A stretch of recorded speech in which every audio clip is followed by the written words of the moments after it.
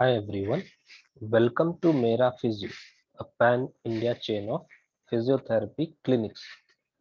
इस वीडियो में आज हम बात करेंगे फीमर फ्रैक्चर के बारे में।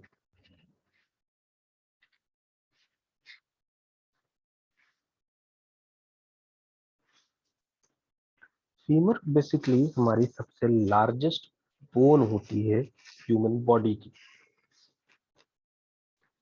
और इसे हम कॉमन लैंग्वेज में या कॉमन भाषा में हम थाई बोन भी कहते हैं, जो हिप और नी को कनेक्ट करती।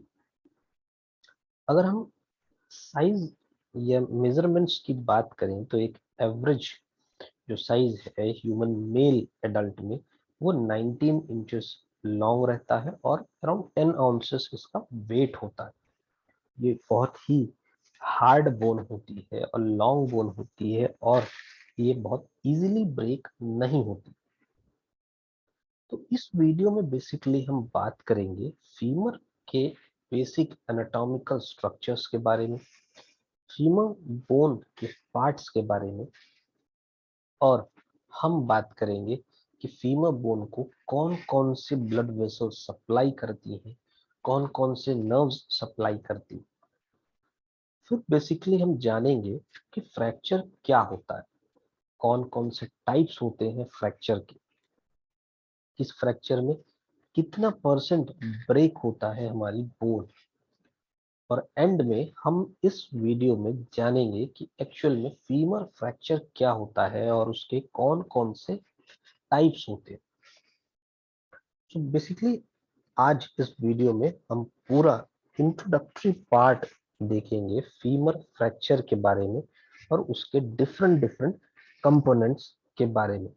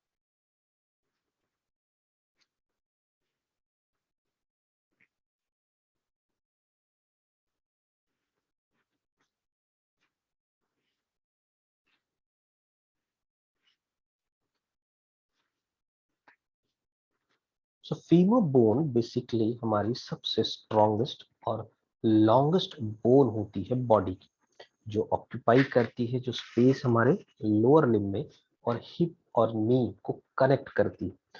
बेसिकली हमारे हिप जॉइंट और नी जॉइंट को कनेक्ट करने का जो वर्क होता है, जो काम होता है, वो हमारी फीमर बोन वो रोल प्ले करती है। फीमर की जो एनाटॉमी है वो एक यूनिक एनाटॉमी होती है, क्योंकि ये जो बोन है वो सबसे जो सुटेबल रहती है और सपोर्ट करती है हमारे न्यूमरस मस्कुलर और लिगामेंटस अटैचमेंट्स को। इस रीजन में सबसे ज्यादा जो न्यूमरल जो मस्कुलर और लिगामेंटस अटैचमेंट्स हैं वो हमारे फीमर बोन से होते हैं, और इसी के एडिशन में ये हमारी सबसे ज्यादा हेल्पफुल होती है जब भी हम एम्बुलेशन की बात करते हैं, जब भी हम मूवमेंट की बात करते हैं। तो फीमर बोन उसमें सबसे इम्पॉर्टेंट और क्रूशियल रोल प्ले करती है। प्रॉक्सिमली फीमर आर्टिक्यूलेट करती है हमारे पेल्विक बोन के साथ, और डिस्टली ये इंटरैक्ट करती है पटेला और प्रॉक्सिमल एस्पेक्ट में टिबिया के साथ। सो जब फीमर प्रॉक्सिमली अटैच करती है हमारे पेल्विक बोन के साथ, तब वहाँ हमारा हिप जॉइंट फॉर्म होता है, और डिस्टली जब ये हमारे पैटेला और हमारे टिबिया के साथ आर्टिकुलेट करती है तो ये हमारा नी जॉइंट फॉर्म करते हैं। सो ये मल्टीपल प्रॉक्सिमल आर्टिकुलेशंस और डिस्टल आर्टिकुलेशन से दोनों तरफ ये एक stress bearing weight bearing joint form करते हैं, इसलिए फीमर बोन हमारी सबसे स्ट्रॉन्गेस्ट बोन होती। और क्योंकि हिप जॉइंट भी हमारा एक तरह का लोअर बॉडी का वेट बेयरिंग जॉइंट है, नी जॉइंट हमारा वेट बेयरिंग जॉइंट है, सो इनको कनेक्ट करने के लिए जो बोन चाहिए वो स्ट्रॉन्ग है, और वो बहुत इंपॉर्टेंट रोल होता है हमारी फीमर बोन का।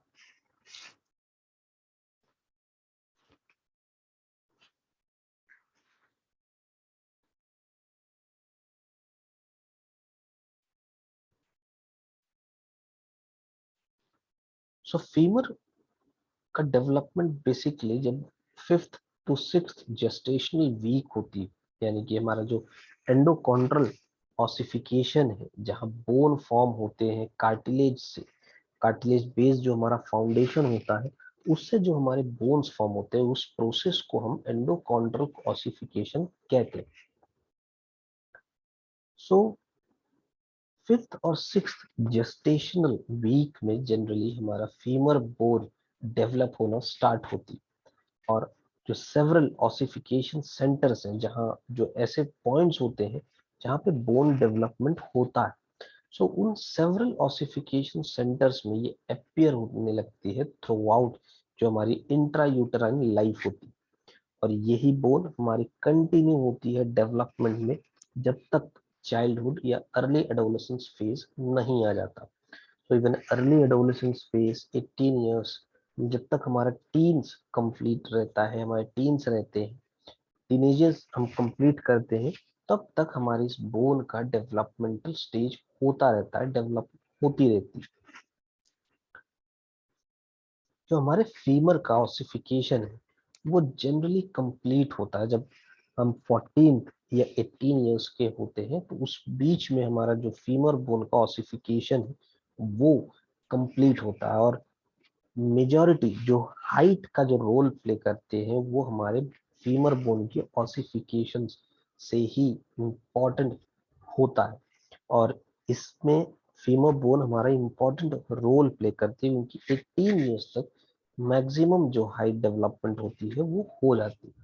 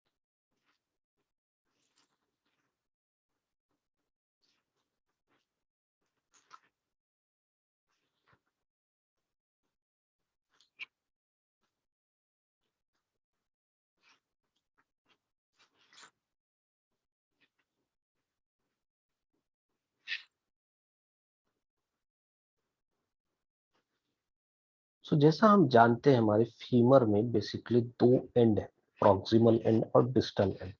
तो प्रॉक्सिमल एंड में हमारा जो आर्टिकुलेशन होता है फीमर का वो होता है हमारे पेल्विक बोन के साथ, जहां हमारा हिप जॉइंट फॉर्म होता है।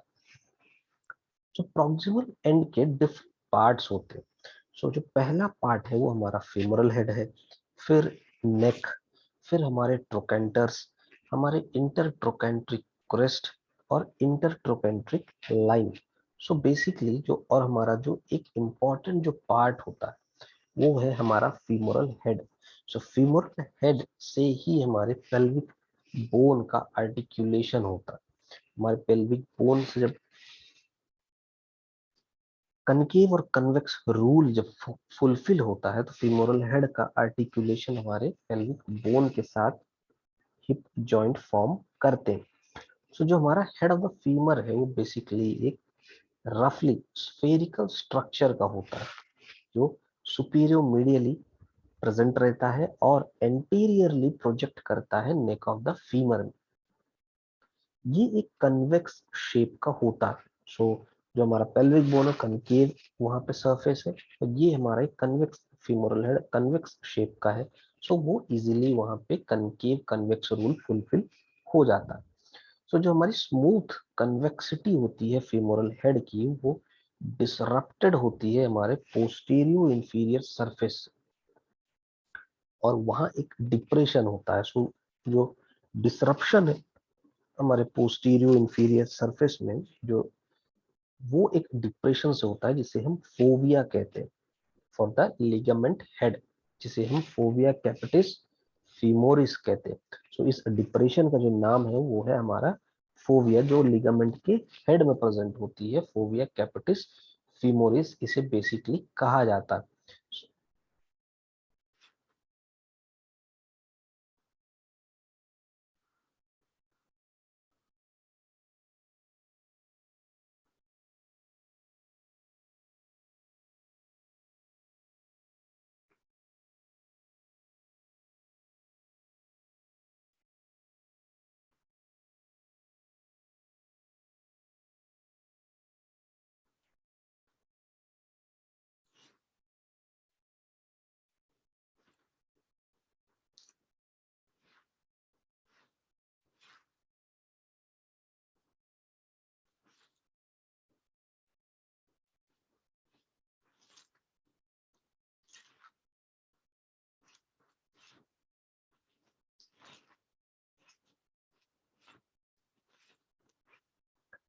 ये बेसिकली फैसिलिटेट करते हैं अटैचमेंट्स जो हमारे लिगामेंट के रहते हैं, जो हमारे हेड ऑफ द फीमर के रहते हैं, जिसे हम लिगामेंटम फोविया या लिगामेंटम टेरिस कहते हैं।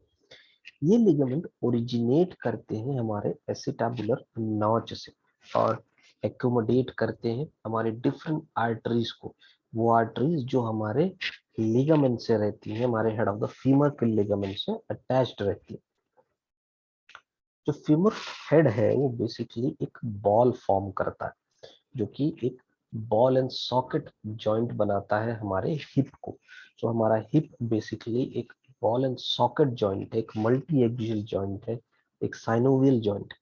सो इस बॉल एंड सॉकेट जॉइंट के लिए बेसिकली जो हमारा सॉकेट का रोल प्ले करता है वो हमारा एसिटाबुलर नॉच प्ले करता है। हमारा जो कनकेव सरफेस है हमारे पेल्विक बोन का वो रोल प्ले करता है। और जो हमारा कन्वेक्स शेप है, जो हमारा बॉल का रोल जो प्ले करने वाला है वो है हमारा हेड ऑफ द फीमर। ये हमारे जो जॉइंट कैप्सूल है उसके अंदर लोकेटेड होता है और ये कवर्ड रहता है बेसिकली हमारे साइनोवियल मेम्ब्रेन से। तो जो हमारा जो फीमोरल नेक है वो अप्रोक्सीमेटली 5 सेंटीमीटर का लॉन्ग रहता है और ये डिवाइडेड है बेसिकली हमारे 3 रीजन्स में। जो हमारा सबसे लेटरल एस्पेक्ट पार्ट है जिसे हम ग्रेटर ट्रोकेंटर कहते हैं, उसे हमारा जो लेटरल एस्पेक्ट पार्ट यानी ग्रेटर ट्रोकेंटर है उसे बेसिकली हम फीमोरल नेक कहते हैं या बेसिक बेस सर्वाइकल हम पोर्शन भी कहते हैं नेक का। और ये एक वाइडेस्ट पार्ट होता है हमारे नेक ऑफ द फीमर का। जो हमारा मिड सेगमेंट है, जैसे हमने देखा कि यहाँ 3 पार्ट है, तो जो हमारा मिड सेगमेंट है उसे हम मिड सर्वाइकल पार्ट या हम नैरोस्ट पार्ट कहते हैं फीमोरल नेक का। सो ये हमारा जो वाइडेस्ट पार्ट है वो हमारा फीमोरल नेक का जो बेस है वो है। हमारा जो नैरोएस्ट पार्ट है वो हमारा मिड सर्वाइकल पार्ट होता है। तो जो हमारा सुपीरियर मीडियल पार्ट है जो कि हमारा सब कैपिटल पोर्शन है वो बेसिकली वाइडर होता है हमारे मिड सर्वाइकल पार्ट से, बट हमारा जो नैरो उससे, यानी हमारे फर्स्ट पार्ट जो बेस सर्वाइकल है हमारा, उससे ये नैरो होता है, यानी मिड सर्वाइकल पार्ट से बड़ा, but basic cervical base cervical segment से छोटा होता है। यहाँ कई तरह के न्यूमरस फोरामिना होते हैं जहाँ से बेसिक हमारे नर्व वेसल्स, हमारे ब्लड वेसल्स सप्लाई होते हैं, और ये डिवाइडेड रहते हैं हमारे एंटीरियर सरफेस और पोस्टीरियर सरफेस में, जो हमारे नेक ऑफ द फीमर में होते हैं। सो इनका मेन फंक्शन होता है कि ये एक रूट, एक ये पैसेज जैसा फॉर्म करते हैं ब्लड सप्लाई के लिए और हमारे नर्व सप्लाई के लिए।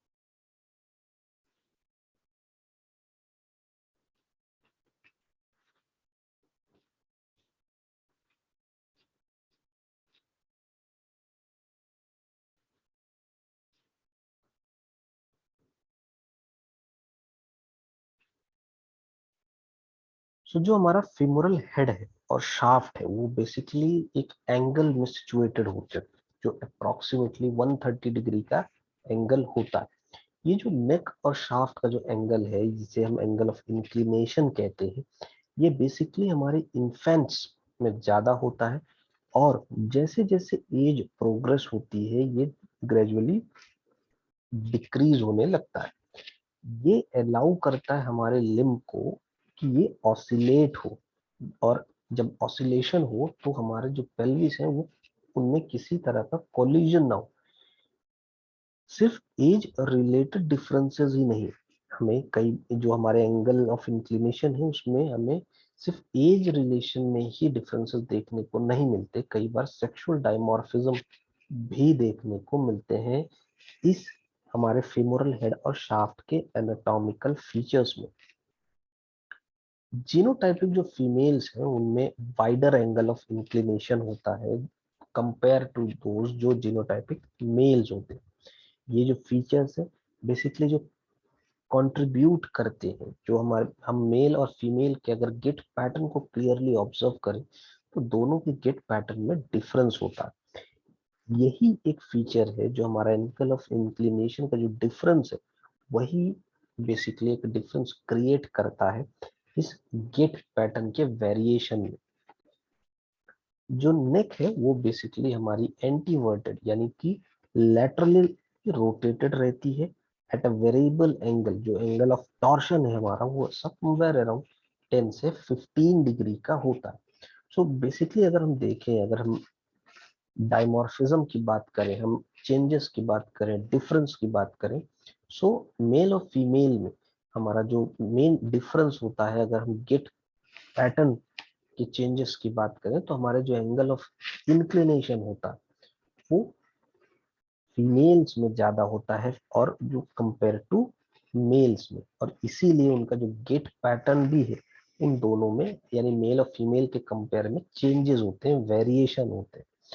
ये एंगल ऑफ इंक्लिनेशन या हमारे नेक शाफ्ट एंगल हमारे इन्फेंट्स में ज्यादा होता है और ग्रेजुअली ये डिक्रीज करने लगते हैं।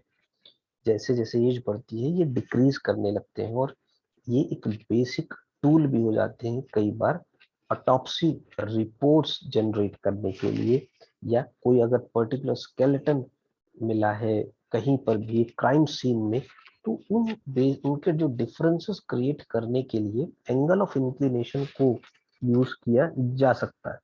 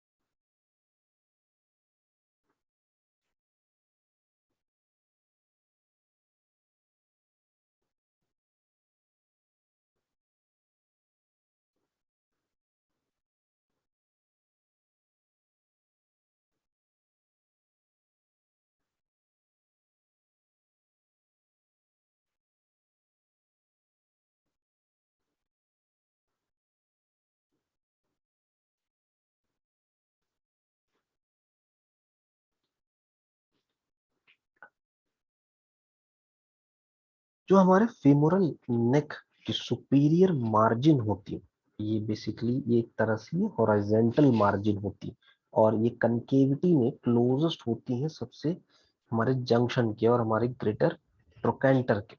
जो इंफीरियर मार्जिन है वो ओब्लिक होती है, और ये ओरिएंटेशन में और प्रोजेक्ट करती है पोस्टीरियर इंफीरियरली और laterally towards the lesser trochanter. So जो हमारा सुपीरियर मार्जिन है वो हमारे ग्रेटर ट्रोकेंटर के क्लोजेस्ट होती है, और जो हमारा इंफीरियर मार्जिन होता है वो हमारे laterally towards the lesser trochanter रहती है। जो पोस्टीरियर सरफेस होता है हमारे नेक ऑफ फीमर का, इसका डायरेक्शन बेसिकली पोस्टीरियर सुपीरियरली रहता है, और ये कैरेक्टराइज्ड होता है हमारे लॉन्गिट्यूडिनल कनकेविटी में, और एक ट्रांसवर्स कन्वेक्सिटी हमें देखने को मिलती है। जो डिस्टल पोर्शन है वो लोकेटेड होता है हमारे जॉइंट कैप्सूल के बाहर, यानी कि आउटसाइड द जॉइंट कैप्सूल। ये हमारे पोस्टीरियर सरफेस के डायरेक्शन हुए। अब देखते हैं एंटीरियर सरफेस के। सो जो हमारा एंटीरियर सरफेस है वो बेसिकली एक फ्लैटेंड सरफेस होता है, और ये लोकेटेड होता है हमारे जॉइंट कैप्सूल के अंदर, यानी with in the joint capsule. और ये proximal end of femoral shaft को मीट करता है या मिलता है हमारे इंटरट्रोकेंट्रिक लाइन में। सो जो दो सरफेस है हमारे पोस्टीरियर और एंटीरियर सरफेस, और हमारे सुपीरियर और इंफीरियर मार्जिन, सो सुपीरियर मार्जिन हॉरिजॉन्टल रहती है और कनकेविटी रहती है उनमें, वहीं हमारी जो इंफीरियर मार्जिन है वो ऑब्लिक रहते हैं, और वो रहते हैं टूवर्ड्स दी हमारे लेसर ट्रोकेंटर। जो हमारा पोस्टीरियर सरफेस होता है नेक का, वो डायरेक्टेड होता है पोस्टीरियर और सुपीरियर में। जो हमारा एंटीरियर सरफेस होता है वो फ्लैटेंड रहता है, और हमारे जॉइंट कैप्सूल के अंदर रहता है, वहीं हमारा जो पोस्टीरियर सरफेस है वो जॉइंट कैप्सूल के बाहर रहता है, यानी कि वो बाहर लोकेटेड है, और anterior surface with in the joint capsule located है।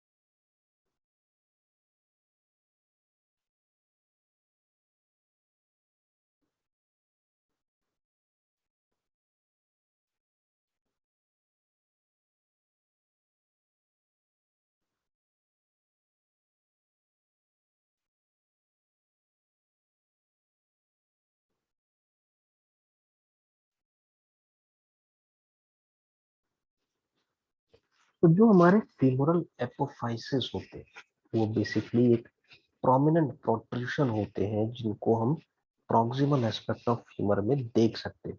सो वो बेसिकली लोकेटेड होते हैं हमारे जो प्रॉक्सिमल एस्पेक्ट ऑफ फीमर है वहां पर। सो लेटर और लार्जर जो दो हमारे एपोफाइसिस होते हैं वो हमारे ग्रेटर ट्रोकेंटर, और ये हमारे प्रॉक्सिमल एज जो कि रफली हैंड ब्रेड्थ, जितना हमारे हैंड की ब्रेड्थ है उस ब्रेड्थ में वो इंफीरियरली लोकेटेड होते हैं हमारे प्यूबी ट्यूबरकल की तरफ, यानी हमारे प्यूबिस में। जो ग्रेटर ट्रोकेंटर है वो रफली क्वाड्रेंगुलर शेप का होता है और एक्सटेंड करता है from the superior aspect of the junction of neck and shaft of femur। सो हमारे हमारा जो नेक और शाफ्ट ऑफ फीमर का जो जंक्शन है उसके सुपीरियर एस्पेक्ट में हमारे ग्रेटर ट्रोकेंटर लोकेटेड होते। ये बेसिकली एसोसिएटेड होता है क्रिसेंट शेप में, रफ सरफेस और एक डिप्रेशन जिसे हम कहते हैं ट्रोकेंट्रिक फोसा, जिसे हम देख सकते हैं हमारे एपोफाइसिस के मीडियल सरफेस में। जो हमारे lateral edge of greater trochanter है वो एग्जिस्ट करता है हमारे फीमोरल शाफ्ट की कंटिन्यूटी में।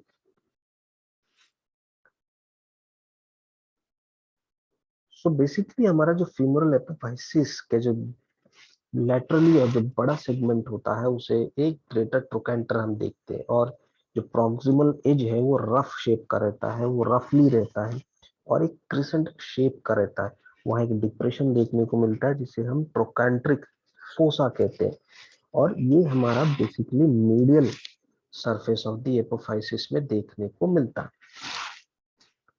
जो मीडियल एपोफाइसिस है, अभी हमने जो बात किया वो हमारा लेटरल एपोफाइसिस था।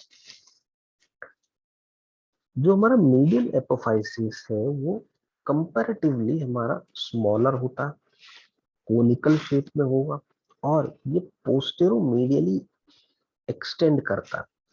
इसे हम कहते हैं लेसर ट्रोकेंटर। तो जो जैसे हमारे एपेक्स और एंटीरियर एस्पेक्ट में हमारे जो लेसर ट्रोकेंटर है, वो एक बोनी प्रोजेक्शन होते हैं जो कि स्मूथ रहते हैं हर जगह। इनिशियली हमारे एपेक्स और इंटीरियर सरफेस में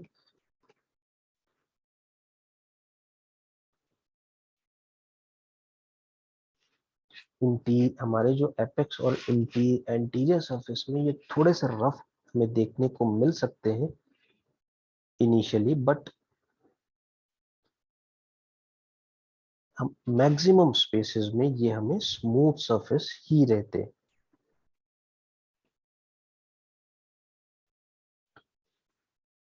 जैसे हमारा जो लार्जर जो काउंटर पार्ट, यानी कि हमारा जो ग्रेटर ट्रोकेंटर, वो बेसिकली हमारा पाल्पेबल है, यानी हम उसे पाल्पेट कर सकते हैं। वहीं अगर हम लेसर ट्रोकेंटर की बात करें तो लेसर ट्रोकेंटर हमारा पाल्पेट नहीं कर सकते क्योंकि मीडियली लोकेटेड होता है और ये हमारा पोस्टेरो मीडियली प्लेन में रहता है।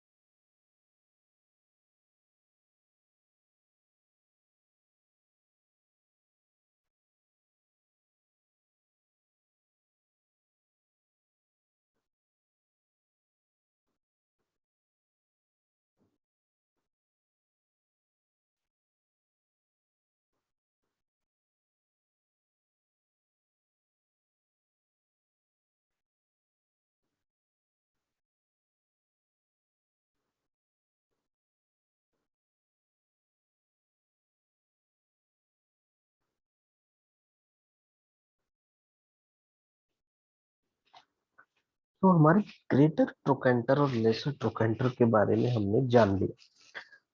अब इन दोनों को कनेक्ट करने के लिए दो लाइंस प्रेजेंट होती हैं जो लोकेटेड रहती हैं। जैसे हमारे जो दो लाइन है जो कनेक्ट करती है ग्रेटर और लेसर ट्रोकेंटर को, वो हमारे एंटीरियर और पोस्टीरियर एस्पेक्ट, यानी हमारे प्रॉक्सिमल फीमर के एंटीरियर और पोस्टीरियर एस्पेक्ट में लोकेटेड रहती है।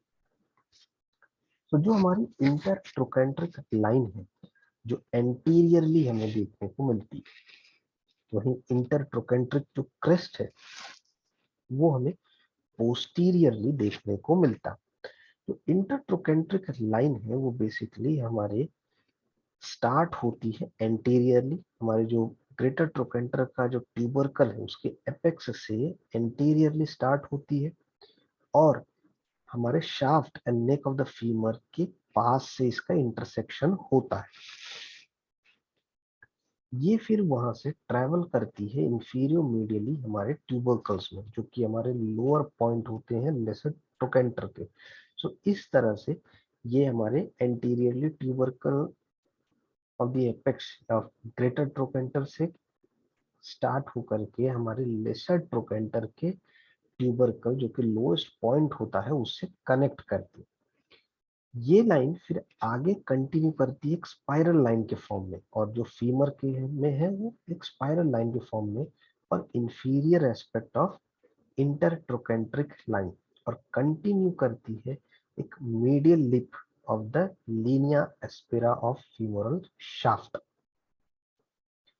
इसका जो बेसिक फंक्शन है, हमारी जो लाइंस हैं इनका जो बेसिक फंक्शन है, ये बेसिकली कनेक्ट कर रखती हैं या एक पॉइंट ऑफ इंसर्शन होती है हमारे इलियोफीमोरल लिगामेंट के बैंड्स को। सो सुपीरियर और इंफीरियर बैंड्स जो है हमारे इलियोफीमोरल लिगामेंट्स को, उनके लिए ये पॉइंट ऑफ इंसर्शन होती है जो अटैच्ड होते हैं हमारे ट्यूबरकल से प्रॉक्सिमली और डिस्टली और रेस्पेक्टिवली, यानी कि हमारे जो सुपीरियर बैंड है इलियोफीमोरल लिगामेंट के वो प्रॉक्सिमली अटैच होते हैं, और जो हमारे इंफीरियर बैंड है इलियोफीमोरल लिगामेंट के वो डिस्टली अटैच होते हैं।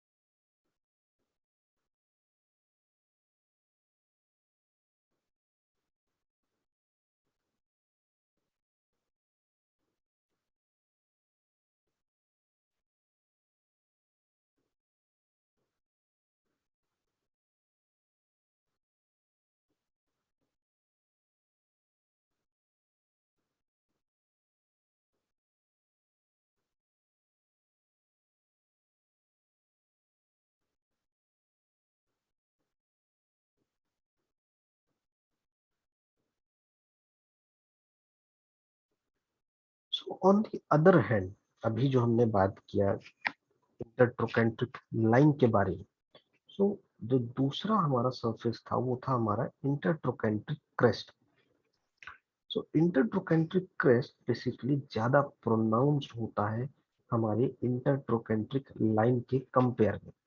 ये बेसिकली एक प्रोनाउंस्ड रिज होता है हमारे पोस्टीरियर सरफेस ऑफ फीमर में, जिसका जो इंटरसेक्शन है वो हमारे शाफ्ट और नेक ऑफ द फीमर में होता है। ये बेसिकली एक्सटेंड करता है inferior inferior medially from the greater trochanter से लेकर के हमारे लेसर ट्रोकेंटर तक। यानी हमारा जो एक्सटेंशन है इसका, वो हमारे ग्रेटर ट्रोकेंटर के इंफीरियर मीडियली सरफेस से हमारे लेसर ट्रोकेंटर तक। जो क्वाड्रेट ट्यूबरकल है फीमर का, वो भी हमें इंटरट्रोकेंट्रिक क्रेस्ट में देखने को मिलता है।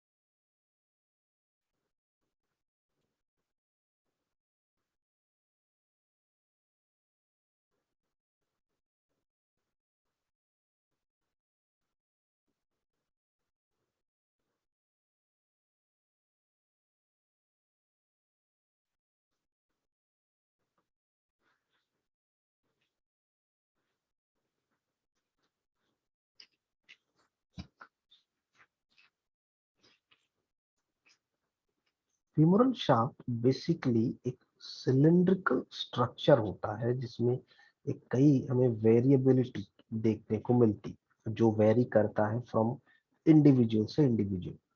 जो शाफ्ट है वो रिलेटिवली हमारा वाइडर होता है, यानी हमारे जो प्रॉक्सिमल एंड है, हमारे प्रॉक्सिमल एंड में ये वाइड होता है, और ये धीरे धीरे करके हमारे मिडिल लाइन तक नैरो होता चला जाता है।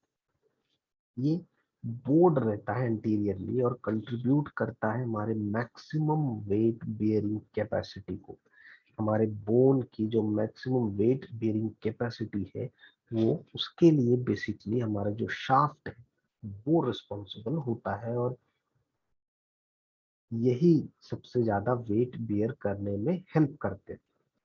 जो शाफ्ट है वो बेसिकली कई मार्ग री एक्सपेंशन के थ्रू होकर के गुजरता है जब वो हमारे डिस्टल एंड की तरफ आता है। एंटीरियरली जो हमारा शाफ्ट है वो स्मूथ होता है और कई डिस्टिंग्विशिंग फीचर्स प्रेजेंट होते हैं। पोस्टीरियरली ये एक रग्ड सरफेस होता है, और कई जो लार्जर मसल्स है हमारी थाइज की, उनकी अटैचमेंट्स को फैसिलिटेट करता है। सो जैसे हमारा फ्यूमरल हेड एक स्फेरिकल स्ट्रक्चर था, वैसे हमारा शाफ्ट एक सिलिंड्रिकल स्ट्रक्चर है, और एक कई जो मसल्स है हमारी थाई मसल्स, उनके लिए एक अटैचमेंट की तरह रोल प्ले करता है और उनके अटैचमेंट्स को फैसिलिटेट करता है। जो शाफ्ट है उसमें बेसिकली हमारा सबसे ज्यादा वेट बियरिंग कैपेसिटी होती है बोन की, और इस ये हमारा वेरी करता है फ्रॉम पर्सन टू पर्सन।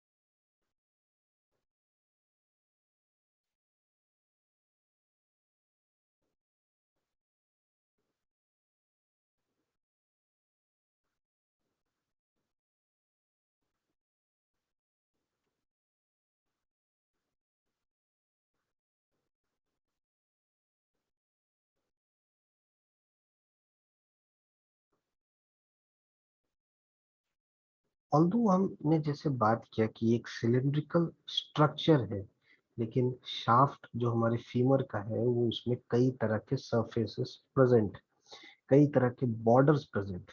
सो अगर हम मिडिल ऑफ द शाफ्ट की बात करें तो वहाँ 3 सरफेस और 3 बॉर्डर्स प्रेजेंट। जो कन्वेक्स एंटीरियर शेप है वहाँ हमारे मीडियल और लेटरल राउंडेड बॉर्डर्स प्रेजेंट। जो हमारा पोस्टीरियर लेटरल सरफेस है वो बेसिकली हमारे लिमिटेड रहता है, हमारे एंटीरियरली हमारे लेटरल बॉर्डर और हमारे posteriorly by the Linnaea aspera. एक पोस्टीरियर मीडियल सरफेस है जहां जो लिमिटेड रहता है हमारे मीडियल बॉर्डर एंटीरियरली और हमारे लीनिया एस्पेरा पोस्टीरियरली।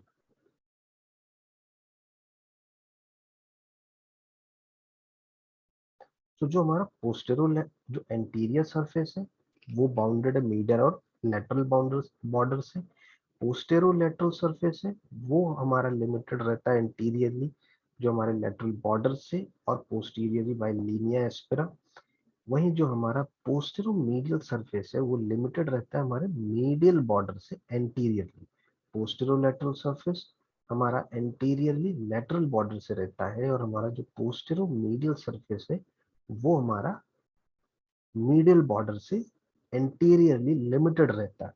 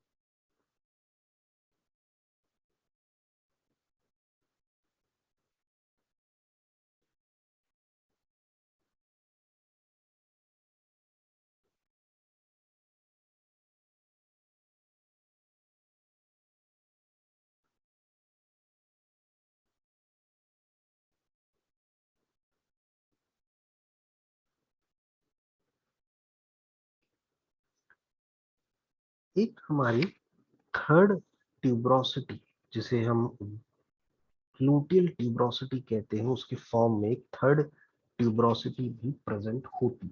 वैसे ये ट्रू ट्यूब्रोसिटी नहीं होती बट ये लार्ज इनफ होती है, कई बड़ी साइज की होती है जिसे हम कंसिडर कर सकते हैं। ये बेसिकली एक रफ और इलोंगेटेड शेप होती है हमारे शाफ्ट में, हमारी जो शाफ्ट की जो लॉन्ग एक्सिस है उसके अलोंग ये रफ और इलोंगेटेड होती है। वहीं जो हमारा जो posterior surface of the femur में ये प्रेजेंट रहती है।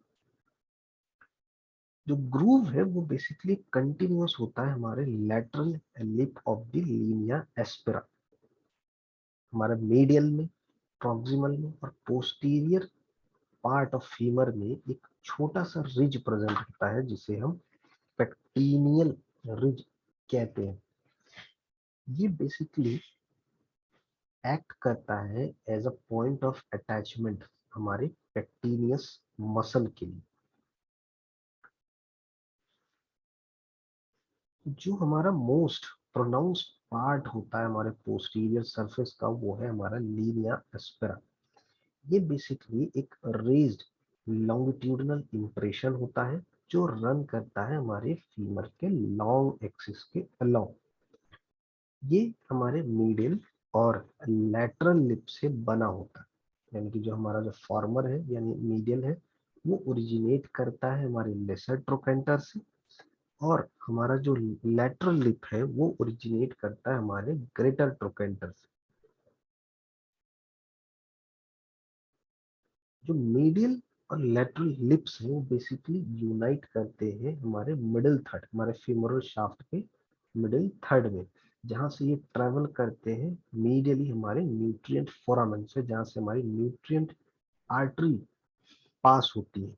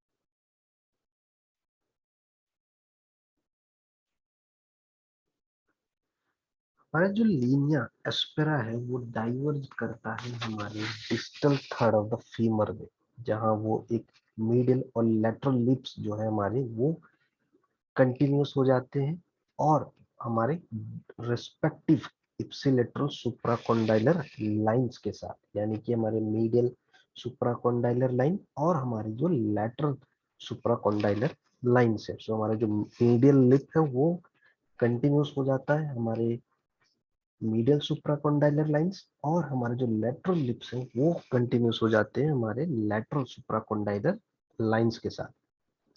So, जो हमारा मीडियल सुप्राकॉन्डाइलर लाइन है ये कंटिन्यू करता है हमारे एडक्टार ट्यूबरकल, और जो कि हमारे मीडियल कॉन्डाइल में है, और जो हमारा लेटरल सुप्राकॉन्डाइलर लाइन है वो एंड होता है हमारे लेटरल कॉन्डाइल में। सो मीडियल सुप्राकॉन्डाइलर लाइन एंड होता है हमारे मीडियल कॉन्डाइल, और जो हमारा लेटरल सुप्राकॉन्डाइलर लाइन है वो एंड होता है बेसिकली हमारे लैटरल कॉन्डाइल में। जो हमारा पॉप्लिटियल सरफेस है फीमर का, वो बेसिकली एक ट्राइंगुलर स्पेस होता है जो मिलता है हमारे distal posterior surface of femur में। ये बॉर्डर्ड होता है हमारे मीडियली और लेटरली, और जो हमारे करस्पॉन्डिंग सुप्राकॉन्डाइलर लाइंस है, हमारी medial supracondylar and lateral supracondylar lines पे।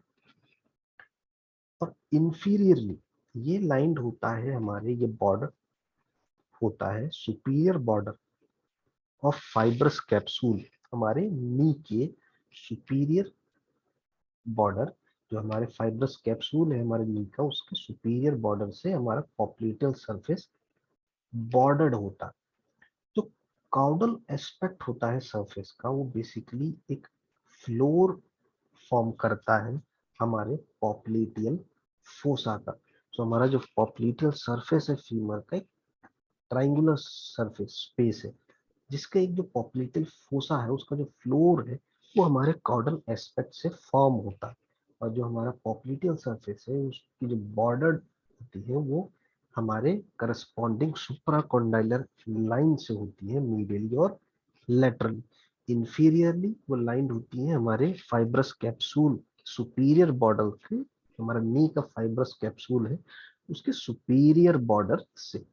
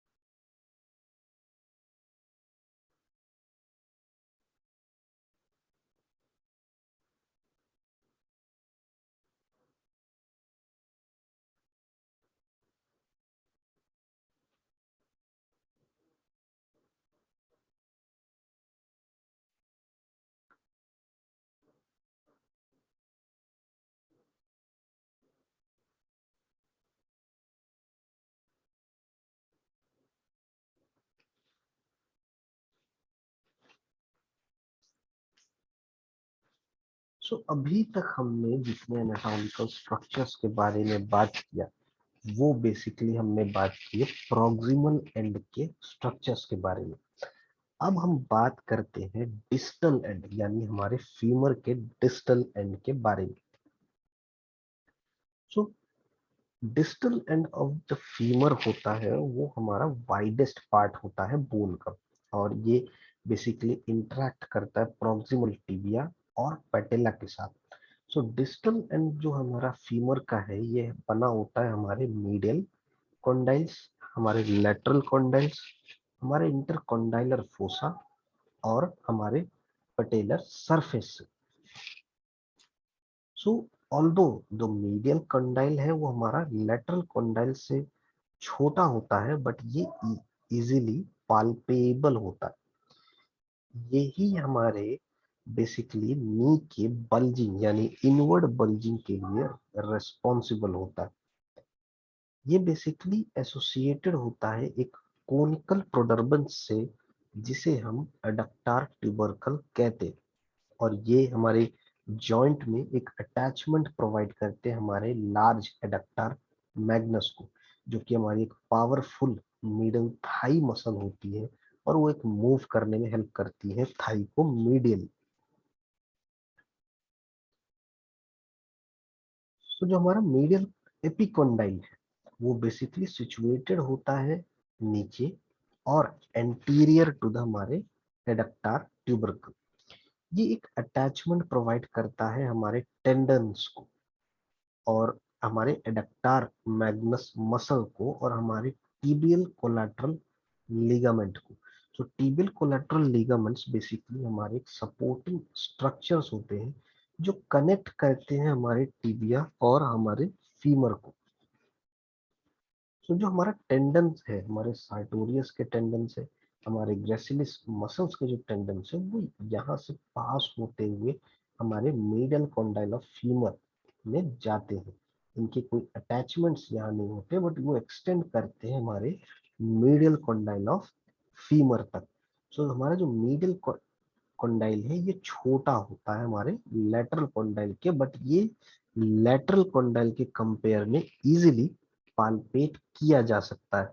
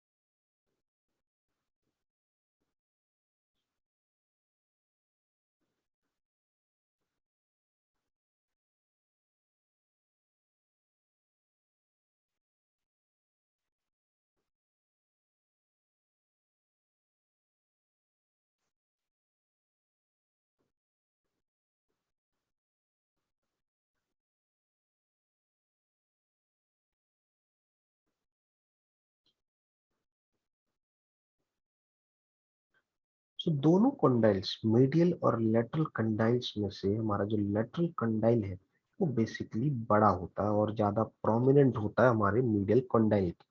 जैसे ही हमारा मीडियल कंडाइल हमारे लेटरल एपिकॉन्डाइल में प्रेजेंट है, तो हमारा लेटरल कॉन्डाइल भी बेसिकली एसोसिएटेड रहता है हमारे लेटरल एपिकॉन्डाइल से। और ये इसका जो मेन फंक्शन है, ये एक बेसिकली एक अटैचमेंट पॉइंट की तरह काम करता है हमारे लेटरल कोलैटरल लिगामेंट के लिए। सो हमारा जो लेटरल कॉन्डाइल है वो बेसिकली एक शैलो ग्रूव होता है उसके नीचे, जहाँ पे हमारे जो लेटरल एपिकॉन्डाइल के नीचे हमारा एक शैलो ग्रूव प्रेजेंट है, थ्रू विच जो हमारा पॉप्लिटियल टेंडन है वो वहां से ट्रेवल करता है। इसी को हम बेसिकली ग्रूव फॉर पॉप्लिटियस कहते हैं। जो हमारा ग्रूव है वो एक शैलो ग्रूव है और हमारे लेटरल एपिकोंडाइल के नीचे प्रेजेंट है, और जहां से पॉप्लिटियल टेंडन इजीली ट्रेवल कर सकता है। यहाँ बेसिकली तीन मसल्स जो अराइज होती हैं, और हमारे जो पोस्टीरियर एस्पेक्ट है हमारे लेटरल फीमोरल कंडाइल के, वहां से बेसिकली हमारे तीन मसल्स ओरिजिनेट होती। हमारी प्लांटरिस मसल, हमारी गैस्ट्रोनीमियस मसल के लेटरल हेड, और हमारी जो पॉप्लिटियस मसल। सो फिबुल जो हमारा फिबुलर कोलैटरल लिगामेंट है, जो हमारे फिबुला के जो अटैचमेंट है फीमर से उन्हें जो सपोर्ट करता है, वो हमारा फिबुलर कोलैटरल लिगामेंट है। उसका बेसिकली इंसर्शन जो है वो हमारे लैटरल कॉन्डाइल में होता है। ये बेसिकली डीप हमारे इलियोटिबियल ट्रैक्ट, यानी कि हमारे फाइब्रस कंटिन्यूएशन होती है जो टीएफएल की, टेंसर फेशियल लेटी की, उसके लिए एक डीप, उसके डीप में लाई करता है, और ये इंसर्ट होता है हमारे लैटरल फीमोरल कॉन्डाइल्स में।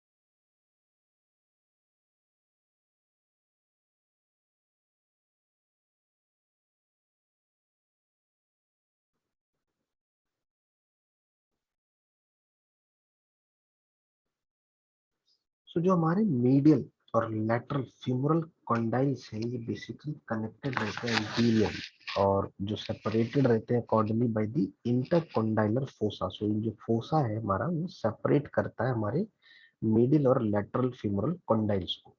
ये जो ग्रूव है ये बेसिकली लिमिटेड रहता है एंटीरियरली हमारे पेटेलर सरफेस से, और पोस्टीरियरली हमारे इंटरकॉन्डाइलर लाइन से।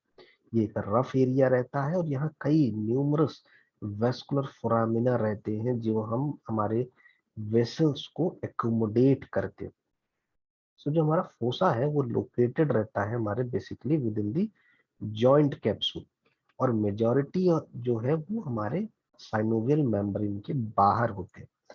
जो हमारा मीडियल वॉल होता है फोसा का, वो बेसिकली हमारे lateral surface of medial epicondyle से फॉर्म होता है, और जो लेटरल वॉल है वो हमारे मीडियल सरफेस से फॉर्म होता है जस्ट अपोजिट, यानी मीडियल सरफेस, मिडल वॉल है, वो फॉर्म होगा लेटरल सरफेस से, और जो हमारी जो लेटरल वॉल है वो फॉर्म होती है बेसिकली हमारे मीडियल सरफेस से।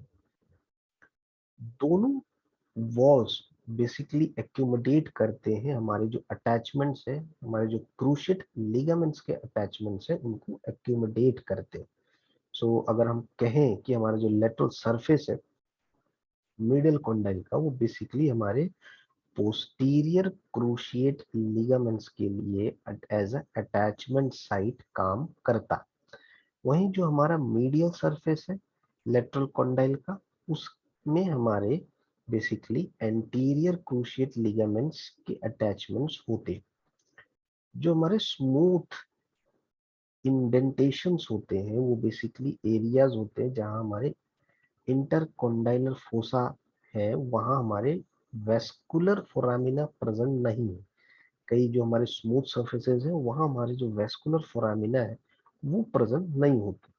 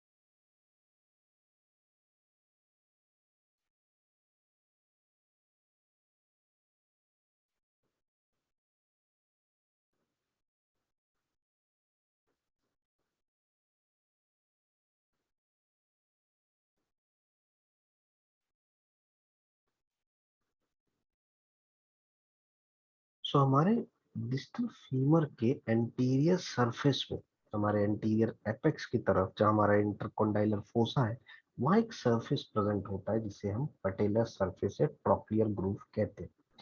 जो प्रॉक्सिमल पार्ट होता है फोसा का, ये बेसिकली ऑब्लिकली ओरिएंटेड होता है और ये स्लाइटली डेविएटेड रहता है हमारे लेटरल कॉन्डाइल्स की तरफ। जो हमारा मेन फंक्शन है ग्रूव का, वो बेसिकली ये हमारे पेटेला को स्टेबलाइज करना।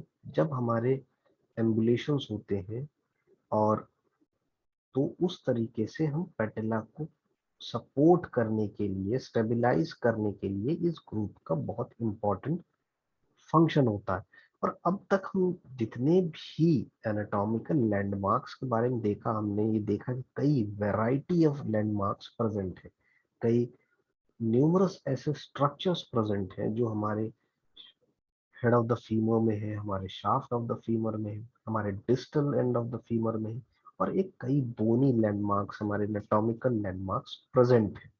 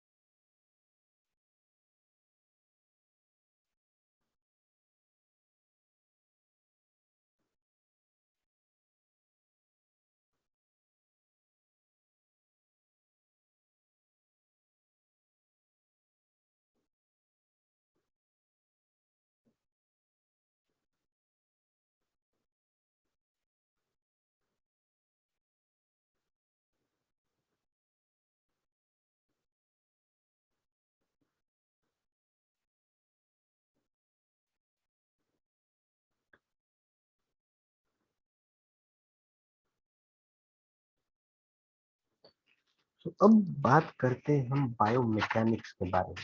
तो जैसा हम जानते हैं ह्यूमन एक बेसिकली एक बाइपेडल ऑर्गेनिज्म होते हैं। इसका मतलब कि वो दो पैरों में चलते हैं, और जो उनका जो डिस्ट्रीब्यूशन ऑफ वेट है वो बहुत इंपॉर्टेंट है, क्योंकि अपने जो सपोर्टिंग स्ट्रक्चर है वो हेल्प करते हैं कि वो पर्टिकुलर पर्सन या ह्यूमंस जो है वो ट्रॉमा से दूर रहे। तो हमारा जो फीमर का जो रिलेशनशिप है हमारे डिस्टल और प्रॉक्सिमल आर्टिकुलेशन से, वो बेसिकली जैसा हमने देखा अभी तक कि वो एक यूनिक रिलेशन है। हमारा जो नेक ऑफ फीमर है वो एंगल्ड होता है सुपीरियो मीडियली, और ये फिट होता है हमारे एसिटाबुलम में। एक आइडियल एंगल होता है हमारी इंफीरियर मार्जिन ऑफ फीमोरल नेक से और medial surface of femoral shaft के बीच में, जो कि समवेयर 120 से 130 डिग्री का या 120 से 130 डिग्री के बीच का होता है। ये बेसिकली हमारा एक एंगल ऑफ इंक्लिनेशन है। जो एंगल ऑफ इंक्लिनेशन है वो हमारा ये इंश्योर करता है कि जो हमारा अपर बॉडी का जो वेट है वो पास हो हमारे मैकेनिकल एक्सिस ऑफ फीमर में। ये जो एक्सिस है ये आइडेंटिफाइड होते हैं हमारे एक वर्टिकल लाइन में, जो हमारे सेंटर, हमारे फीमोरल हेड के सेंटर से हमारे हॉरिजॉन्टल या हमारे टिबियल प्लेटो के हॉरिजॉन्टल लाइन से होकर के गुजरते। जो हमारा मैकेनिकल एक्सिस है हमारे फीमर का वो बेसिकली डिफर करता है हमारे एनाटॉमिकल एक्सिस ऑफ फीमर में। जो एक्सिस है ये बेसिकली हमारी एक लाइन होती है जो हमारे सेंटर यानी हमारे ग्रेटर ट्रोकेंटर के सेंटर से स्टार्ट होती है, फीमोरल शाफ्ट के अलोंग आती है और एंड होती है हमारे नी जॉइंट लाइन पर।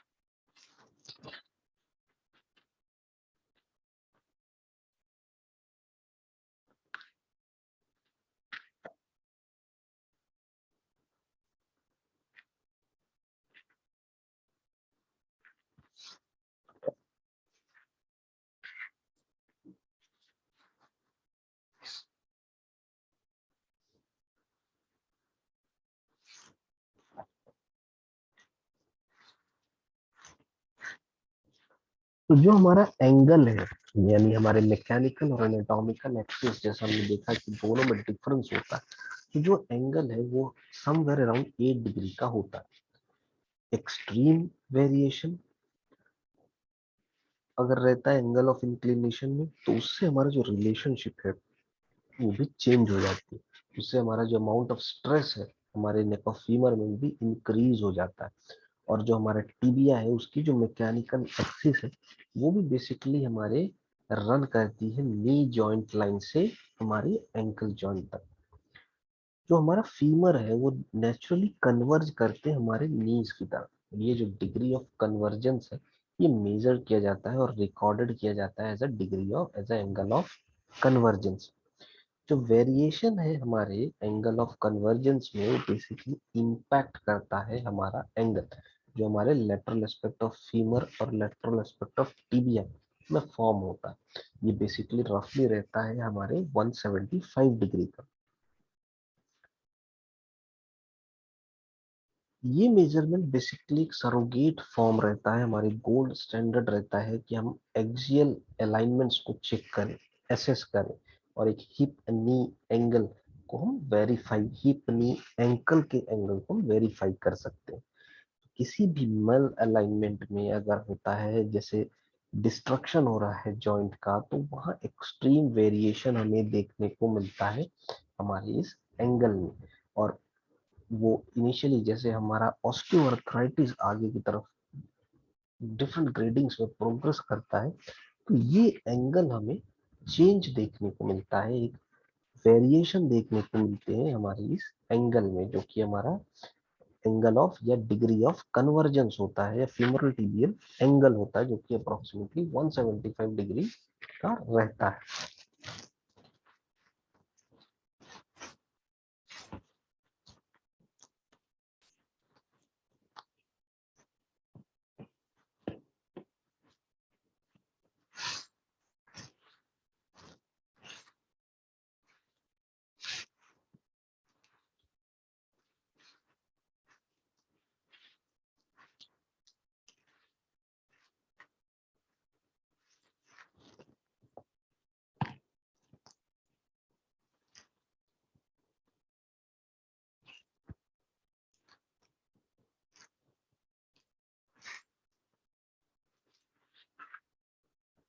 जॉइंट्स, सो जैसे हम जानते हैं कि फीमर हमारा दो जगह से इंपॉर्टेंट पॉइंट होते हैं उसके आर्टिकुलेशन, और ये हमारे प्रोवाइड करते हैं हमारे स्ट्रक्चरल सपोर्ट को, हमारे बॉडी में एक स्ट्रक्चरल सपोर्ट देते हैं। हिप जॉइंट हमारा प्रॉक्सिमली फॉर्म होता है और हमारा नी जॉइंट डिस्टली फॉर्म होता है। जो तीनों बोन्स है हमारी स्कियम, इलियम और प्यूबिस, ये बेसिकली कंट्रीब्यूट करती है हमारे एसिटाबुलम के फॉर्म में। हमारी जो एक शैलो कैविटी होती है वहाँ हमारा जो फ्यूमरल हेड है वो बेसिकली आर्टिकुलेट करता है हमारे एसिटाबुलम से, और हिप जॉइंट का फॉर्मेशन होता है।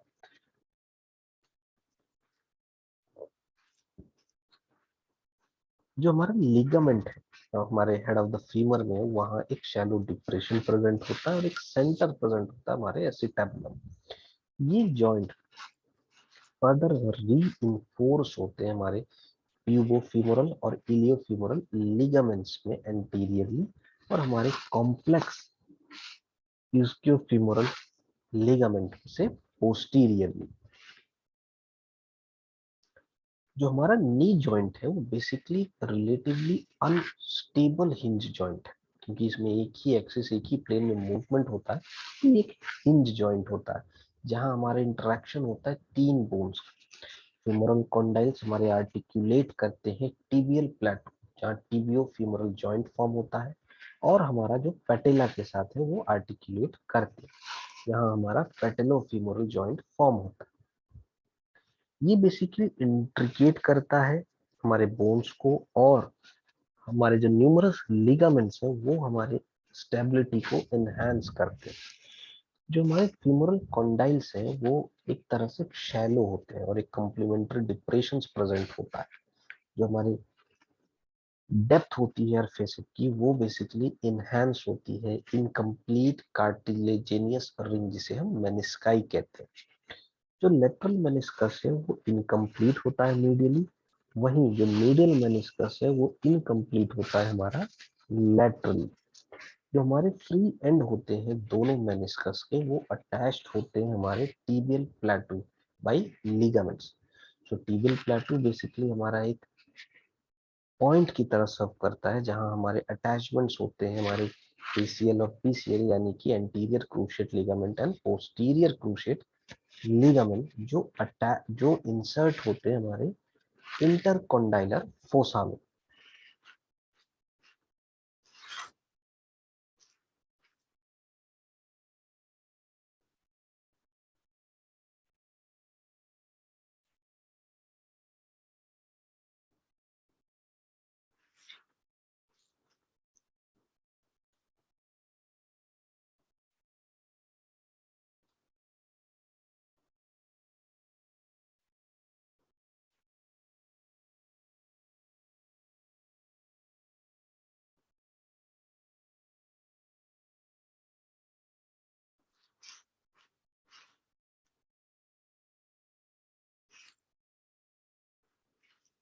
सो पटेला हमारा आर्टिकुलेट करता है बेसिकली हमारे पटेला सरफेस, यानी हमारा जो डिस्टल फीमर है उसके पटेला सरफेस से। ये एक ट्राइंगुलर बोन होती है जो सस्पेंडेड होती है हमारी रेक्टस फीमोरिस मसल से ऊपर और पटेला टंडन से नीचे। जो इंटरेक्शन होता है इन तीन बोन्स का, उसमें कई लिगामेंट्स प्रेजेंट होते हैं, सो दैट की जो डिसआर्टिकुलेशन है उसे प्रिवेंट किया जाए। जो हमारा क्रूशिएट है और मेनिस्कोफेमोरल लिगामेंट्स है, ये बेसिकली प्रोवाइड करते हैं हमें स्टेबिलिटी, और ये हमें एक सपोर्ट प्रोवाइड करते हैं, सो दैट कि वहाँ किसी तरह का डिसआर्टिकुलेशन ना हो सके। जो एक्स्ट्रा कैप्सुलर लिगामेंट्स होते हैं वो सपोर्ट करते हैं नी को, और वहाँ दो कोलैटरल लिगामेंट्स और पटेलर लिगामेंट्स एंटीरियरली प्रेजेंट होते हैं सपोर्ट के लिए।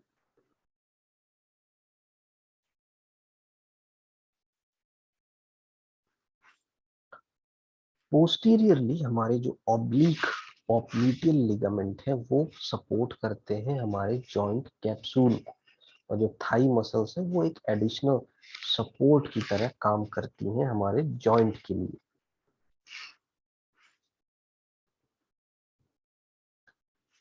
जो हमारा ब्लड सप्लाई है वो बेसिकली, क्योंकि मेडिकल इंटरेस्ट में अगर हम देखें तो कई डैमेज से ये प्रोन रहते हैं। जो हमारा सो कॉल जो ट्रोकेंट्रिक एनास्टोमोसिस होता है उसमें मीडियल है हमारा फीमोरल आर्टरीज, हमारी लैटरल सर्कमफ्लेक्स फीमोरल आर्टरीज है, जो हमारी ब्रांचेस होती हैं हमारे सुपीरियर और इंफीरियर ग्लूटल आर्टरीज। ये ब्रांचेस हमारे D femoral arteries profunda femoris से एनास्टोमोस करती हैं और हमारे एक सर्कमफ्लेक्स फेमोरल आर्टरीज के साथ और हमारी इंफीरियर ग्लूटल आर्टरी के साथ एक क्रूशिएट एनास्टोमोसिस फॉर्म करती है, जो कि एक एनास्टोमोटिक रिंग फॉर्म करते हैं हमारे फीमोरल नेक के अराउंड।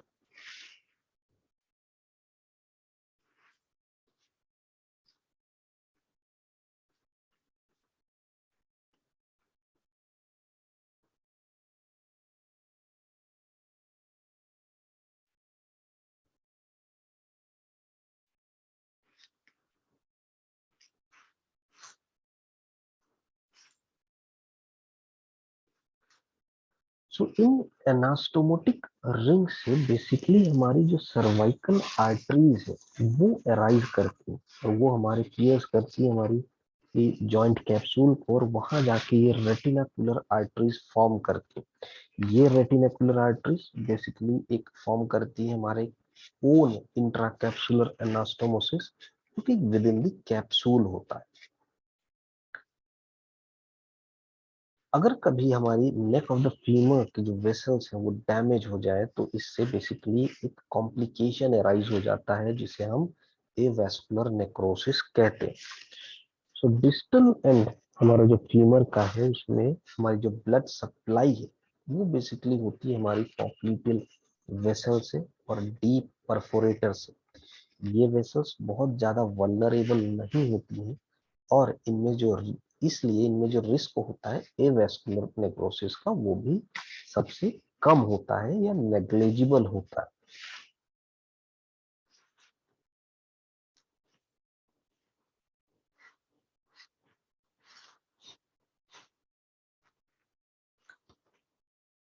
सो मसल अटैचमेंट्स की अगर हम बात करें तो फीमर में कई तरह के मसल अटैचमेंट्स हैं। कई थाई मसल्स हैं जो राइज करती हैं और जो इंसर्ट होती हैं हमारे फीमर के वेरियस पार्ट्स में। ये मसल्स बेसिकली ओरिजिनेट होती हैं पेल्विस में और इंसर्ट होती हैं हमारे पोस्टीरियर या anterior surface of the femur में, जो हमारे हिप के फ्लेक्शन और एक्सटेंशन मूवमेंट्स को फैसिलिटेट करती है। ये मसल्स जो अराइज होती है हमारे फीमर से वो हमारे नी जॉइंट को क्रॉस करते हुए हमारे प्रॉक्सिमल टिबिया में इंसर्ट करती है और जो हमारे फ्लेक्शन और एक्सटेंशन मूवमेंट है नी का उसमें हेल्प करती है।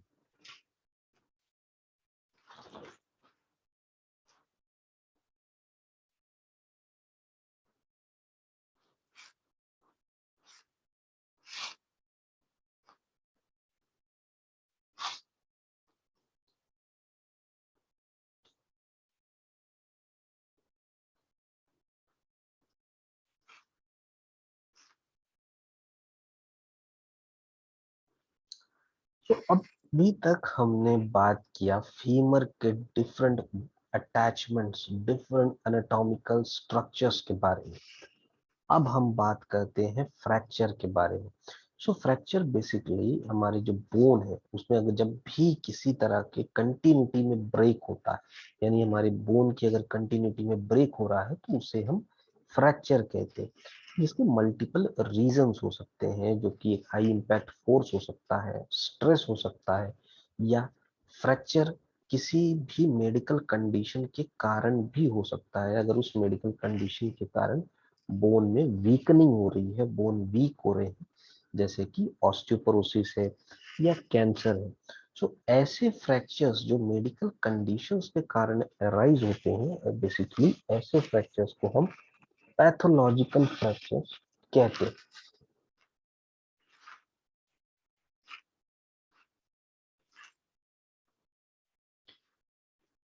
सो अगर हम फ्रैक्चर के डिफरेंट टाइप्स के बारे में बात करें तो बेसिकली 8 डिफरेंट टाइप्स के फ्रैक्चर होते हैं। सबसे पहले हम 4 टाइप के बारे में देखते हैं। सो हमारा पहला है हमारा इवर्जन फ्रैक्चर, जिसमें अगर हमारे मसल या लिगामेंट पुल के कारण बोन का फ्रैक्चर होता है तो उसे हम एवल्जन फ्रैक्चर कहते हैं। दूसरा हमारा कम्युनिकेट फ्रैक्चर, इसमें हमारी जो बोन होती है वो कई पीसेस में शैटर हो जाती है या टूट जाती है, क्योंकि जो इम्पैक्ट होता है, जो स्ट्रेस इम्पैक्ट होता है वो बहुत ही ज्यादा होता है। Green stick fracture, so green stick fracture में बेसिकली बोन का पार्टली यानी पार्शियल फ्रैक्चर होता है और कंप्लीट नहीं होगा, लेकिन जो दूसरी जो हमारा बोन बचा हुआ है, जो पार्ट बोन का, वो बेंड हो जाता है। सो यहाँ हम इसे ग्रीन स्टिक फ्रैक्चर कहते हैं। हेयर लाइन फ्रैक्चर बेसिकली एक बहुत ही थिन और एक पार्शियल फ्रैक्चर होता है बोन का।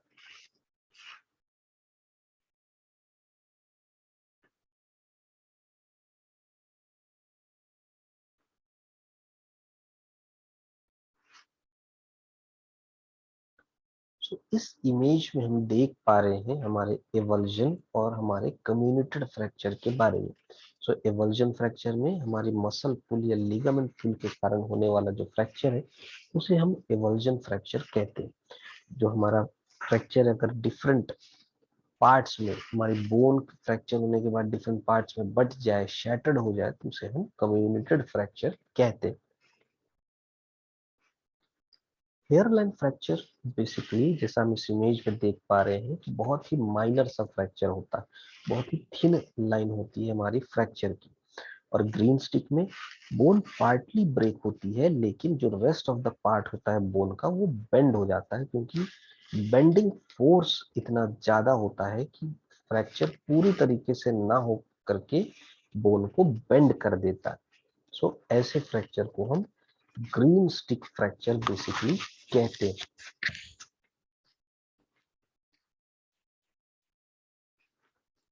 ऑब्लिक फ्रैक्चर, सो ऑब्लिक फ्रैक्चर एक ऐसा फ्रैक्चर है जो हमारे बोन की जो लॉन्ग एक्सिस है उसके जो अपोजिट फ्रैक्चर होता है, तो उसे हम ऑब्लिक फ्रैक्चर कहते हैं।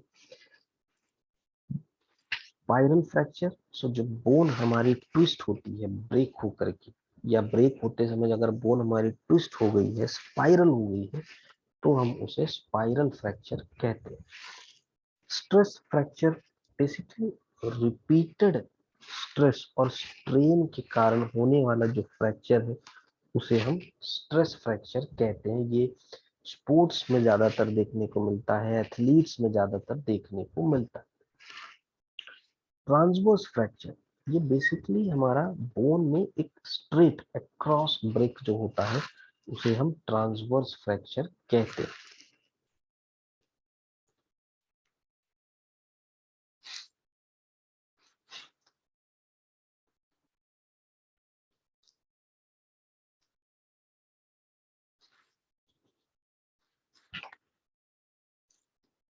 सो इन इमेजेस में हम देख सकते हैं हमारे ऑब्लिक फ्रैक्चर जो कि हमारे बोन के लॉन्ग एक्सिस के अपोजिट हो रहा है, स्पाइरल फ्रैक्चर जिसमें बोन ट्विस्ट हो जाती है, स्ट्रेस फ्रैक्चर जिसमें रिपीटेटिव स्ट्रेस या स्ट्रेन पड़ने के कारण स्ट्रेस फ्रैक्चर होता है, ट्रांसवर्स फ्रैक्चर जिसमें bone cross break, straight cross break होती है, उसे हम ट्रांसवर्स फ्रैक्चर कहते हैं।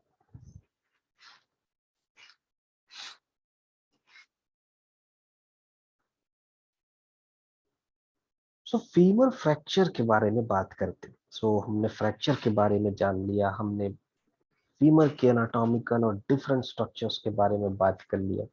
अब हम देखते हैं फीमर फ्रैक्चर में एक्चुअल में होता क्या है। तो हमारी जो थाई बोन है, हमारी फीमर बोन है, वो हमारी सबसे स्ट्रॉन्गेस्ट बोन है, ये हम जानते हैं। तो जब भी इस बोन में बहुत हाई इंटेंसिटी का, जैसे कि मोटर व्हीकल कोलिजन है या किसी भी मल्टीपल कॉज के कारण फीमर में की जो कंटिन्यूटी है वो ब्रेक हो रही है, तो हम ऐसे ब्रेक को हम फीमर फ्रैक्चर कहते हैं।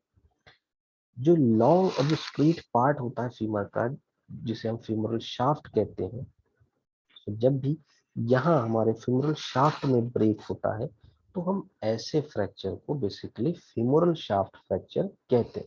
और ये सबसे ज्यादा देखने को मिलता है और इसमें सर्जरी ही रिक्वायर्ड होती है कि सर्जिकल इंटरवेंशन से ही हम इसे ट्रीट करने की कोशिश करते हैं।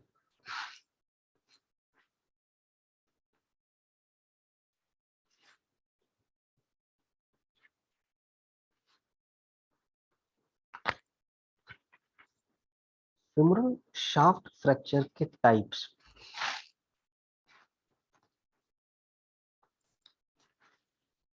सो फीमर फ्रैक्चर बेसिकली वेरी करते हैं डिपेंडिंग कि उनमें किस इंटेंसिटी का फोर्स लगा है। सो वो स्टेबल हो सकते हैं, वो डिस्प्लेस्ड हो सकते हैं, वो क्लोज हो सकते हैं या वो ओपन हो सकते हैं। सो जनरली डॉक्टर्स ऐसे फ्रैक्चर्स को डिस्क्राइब करने के लिए क्लासिफिकेशन सिस्टम यूज करते हैं। और जो फीमर फ्रैक्चर का जो क्लासिफिकेशन है वो डिपेंड करता है कि लोकेशन क्या है फ्रैक्चर की। क्योंकि फीमरल शाफ्ट हमारा जो है 3 पार्ट्स में डिवाइडेड है, डिस्टल, मिडिल और प्रॉक्सिमल। सो ये डिपेंड करता है कि हमारे किस एरिया में फ्रैक्चर है, हमारे शाफ्ट ऑफ द फीमर के किस एरिया में फ्रैक्चर है, डिस्टल है, मीडियल है या प्रॉक्सिमल है, कैसा पैटर्न है फ्रैक्चर का। सो बोन का जो ब्रेक हुआ है वो डिफरेंट डायरेक्शन में हुआ है, क्रॉस वाइज हुआ है, लेंथ वाइज हुआ है या मिडिल फ्रैक्चर हुआ है, स्किन में टॉर्न हुआ है, स्किन एक्सपोज्ड है, ओपन वुंड है या नहीं। इन 3 मल्टीपल फैक्टर्स को देख करके हमारी जो हमारी डॉक्टर्स की जो टीम होती है वो फीमर फ्रैक्चर्स को क्लासिफाई करते हैं।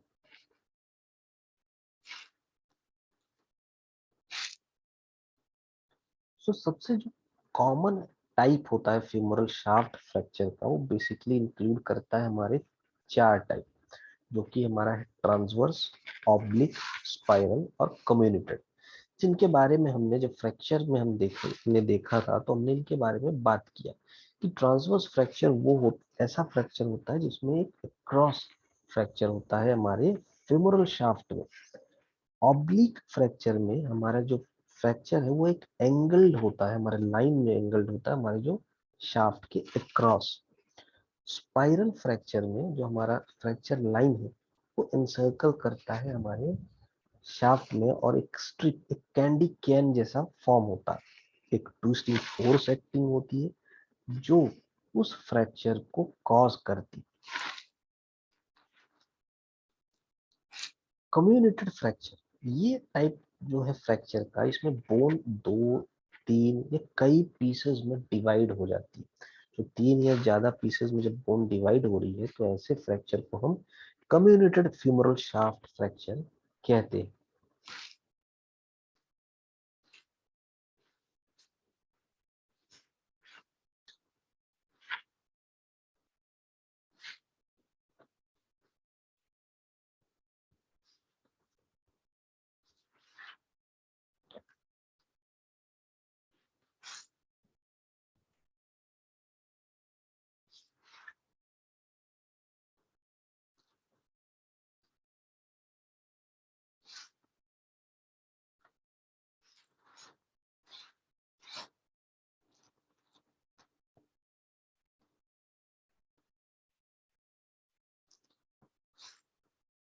ओपन फ्रैक्चर, सो जब भी फ्रैक्चर के कारण हमारी जो स्किन है वो एक्सपोज हो रही है, हमारे जो डीप टिश्यूज है वो एक्सपोज हो रही है, एक वुंड फॉर्म हो गया है, उस वुंड के से जब हम पेनिट्रेट करके देखते हैं तो हमें एक ब्रोकन बोन दिखाई देती है। तो ऐसे फ्रैक्चर को हम ओपन फ्रैक्चर, कंपाउंड फ्रैक्चर कहते हैं। तो ओपन फ्रैक्चर्स मोर ऑफनली हमारी जो सब सराउंडिंग मसल्स हैं, टेंडन्स हैं, लिगामेंट्स हैं, इनको इन्वॉल्व करती है, मतलब इनमें भी डैमेज हो सकता है। और ऐसे ओपन फ्रैक्चर्स में कॉम्प्लिकेशंस के जो रिस्क होते हैं वो सबसे ज्यादा होते हैं। और जो एक मेजर कॉम्प्लिकेशन ऐसे फ्रैक्चर्स में देखने को मिलता है वो होता है इन्फेक्शन। क्योंकि ये इनमें एक इन्फेक्शन जो हीलिंग प्रोसेस है वो कई बार लंबा समय लेती है। अगर किसी पेशेंट को डायबिटीज है तो वो टाइम और ज्यादा बढ़ जाता है।